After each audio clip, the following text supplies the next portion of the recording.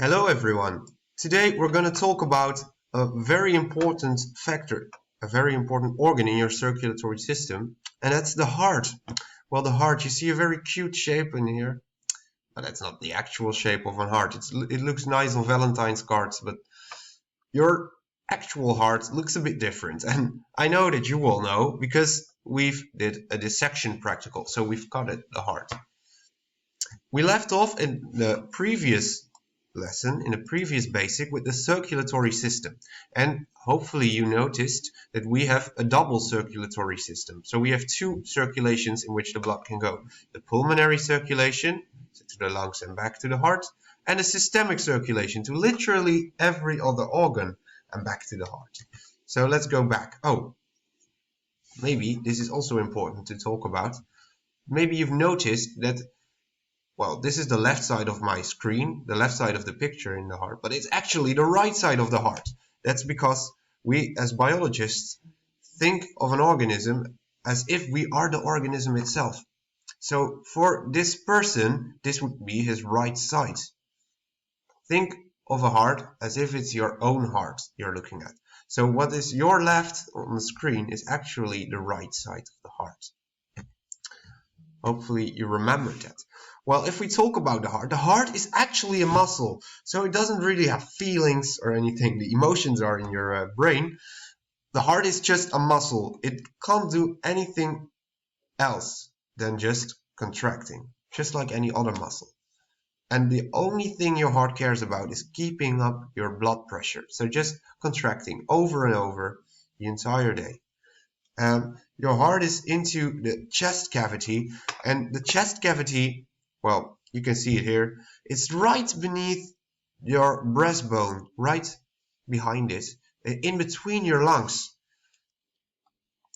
Well, if you have, if you think about muscles and you train them a lot, you can get really strong arm muscles. Not like mine, just kidding. But you can also train your heart. So if you train a lot and get your heart rate up really, really fast all the time, then you can actually train your heart and actually make it bigger. And it is scientifically proven that top athletes have a very big heart on average, much more bigger than the average person. And if we look at like a giraffe, for example, which has a very long neck, so the blood needs to go up meters high, the heart is actually so big that 36 human hearts could fit inside a giraffe heart. And if we look at a whale, for example, which is a huge organism, you need a huge motor, a huge organ for the blood to be pumped around to all these distances. So let's look at the heart. Here we see a really nice picture of the heart. It's in your book as well, and you see a lot of the structures already. In the heart practical, I could see a lot of you struggling to determine what was actually the ventricle and the atria. The atria is just plural, it's two or more, and atrium is just one, it's singular. So atria are only these really tiny flaps right here in blue, and you see a bit of red right here. This is the other atrium. Is this the right or the left atrium? Think for yourself. And then 1, 2, 3, I'm gonna say it. Spoilers ahead. This is the right atrium. For us it's left, but this is the right atrium. Muscles need oxygen, just like any other organ, but even the heart itself needs oxygen. So therefore, we have the coronary artery and the coronary vein.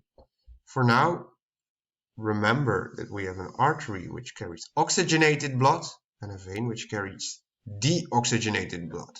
This is almost always the case. There is one exception, I'll come to that later, but arteries are usually oxygenated and veins are usually deoxygenated. They get back to the heart and arteries get away from the heart. They just left it. And your coronary artery is a direct branch of your aorta. So the biggest artery, the biggest blood vessel in your body actually, going to all the organs in your body. It goes even to the heart itself. So you have the pulmonary artery, which is right here. It goes to the lungs. And the aorta literally goes to every other organ, including the heart, with the coronary artery, which is bringing the oxygen to the cells so they can do respiration. Hopefully you know what respiration is from the previous unit. If you did, good job. And the oxygen flows back in the coronary veins again. Well, let's look at the heart. This is a picture of the heart. It looks nice and clear, much more clear than an actual heart we saw in the heart practical. You could see that it was a bit messy. How could I describe it? In pictures it always looks really nice, but in reality we don't really have these colors, remember? Even now, I think it's a bit overwhelming, all these names and all this stuff. So I'm just going to walk through it step by step. And, well, I'm just going to leave out most of it. I'm just going to start with this. Don't worry about the names and the text. They'll come back. The heart will just appear magically. I have superpowers. You see one important blood vessel from the top and one important blood vessel from the bottom. They are deoxygenated, so they have no oxygen at all. They just went through all the organs in your body. This from the top, so what is above your heart, think about that, your shoulders and arms and your head, your brain, and below is, well, your legs, your belly, everything else. So this is actually the main vein, so the main blood vessel coming from the bottom, and this is why it is called the inferior vena cava. It's a difficult name, it's derived from the Latin. In Dutch it's just onderste holle ader, because it's in the bottom side. Inferior is onderaan, it's just the bottom in Latin. And okay, this is a difficult one, but if you know inferior, you also know superior, because that means the top one in Latin. So you also have a vena cava coming from the top. Well, if blood vessels come to the heart, what is the main component of the heart that catches the blood? It's always the atrium. So here we see the atrium. This is actually the, let me think, the right atrium. Even for me, I need to think sometimes about that, but this is the right atrium. And well, the atrium doesn't really do much. Look at how tiny it is. It's weak and it's just catching the blood. That's all. And it needs to transport the blood now to the ventricle. And the ventricle, like look at the picture here. Look at how much ventricle we have. This is all ventricle, and only this tiny flap was the atrium. So the ventricle is much more important for the rest of the track. So this is the ventricle. This is the right ventricle. But in between the atrium and the ventricle is a valve. This valve can only open in one way, so the blood can only flow from here to there and not the other way around. If the blood will flow there, you would just push the doors shut. The valves will shut. So the blood can't go back. So that's the only function. This part, those stupid valves, no, well, they're beautiful. It's really amazing how they work, but they have a very difficult name. Try to remember this. This is really difficult. I know, I can imagine. But if you think about it, it makes sense. It's in between the atrium and the ventricle. So it's called the atrioventricular valve. It's just a valve, a doorway, and it's in between the atrium and the ventricle. And it's on the right side, so we have the right atrioventricular valve. Wow. You can show that to your parents. Look how intelligent you are. Okay, if we leave the ventricle, which actually pushes the blood away, now it needs to go to, well, not the rest of your body, because this is the right side of the heart. The right side will go to the lungs eventually. But before we reach a blood vessel, we have valves again, so that the blood cannot fall back into your ventricle. We only want it to go out. These ones are called semi-lunar valves. You can see it here, semi-lunar valves. Lunar is derived from the word moon, lunar, and you see semi like half a moon, like a, well, half moon shaped valves. And they go to the pulmonary artery eventually. So the pulmonary artery is this one, and it goes to the lungs, to the pulmonary circulation. Wow, this looks difficult, right? But actually, if you get the principle, it's pretty easy. You have an atrium, it's catching the blood, transporting it to the ventricle, and the ventricle is the really strong part that pushes it away. Now it goes to the pulmonary artery, goes to the lungs to get new oxygen. And then we have another half of your heart, but it's actually working exactly the same. So the pulmonary veins are returning from your lungs, but now they are oxygenated. They're taking up the oxygen. They're ready to transport it to the rest of your body, but we need to go through the pump again to get some extra flow, some extra blood pressure. So we get to the left atrium again. So the atrium is only catching it. Look at the tiny walls. We go through the atrioventricular valve. This time it's the left side.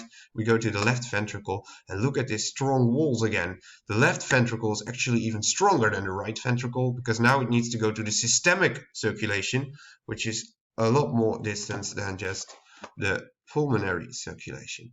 So we go through the semilunar valves again to the most important blood vessel leaving from this left ventricle. Well, it's not only the most important, it's the only one. So you leave through the aorta. You've probably heard of it. Okay, the only difficult thing is here just this annoying crossover. Why? I don't like this at all. It's very vague, and you need to remember this so that the aorta actually goes beneath the pulmonary artery and then goes over it again. So they are really crisscross through each other. This is what's making it difficult and a bit unclear. But for the rest, you just only need to remember atriums catching blood, ventricles pushing blood away, going into important blood vessels. That's all. If we look at the heart function, you need to know that in a heartbeat, you never hear boom, boom, boom. If you listen really closely to a heart, you hear a sort of double beat. You hear doom, doom, doom, doom. And this is because the first beat, the first doom, is your atria contracting and it transporting the blood to the ventricles. And the second doom is the ventricles contracting, pushing the blood through the important blood vessel, the pulmonary artery, to the lungs, and the aorta to the rest of your body. Then you have a sort of pause, so both the atria and the ventricles just relax. They don't contract anymore. They just fill up with the blood. Well, it would take a few milliseconds, and then we go to the first step again. So this is just repeated over and over and over again. And it's important because if your heart stops, you can't do any respiration at all anymore, and no energy means no life.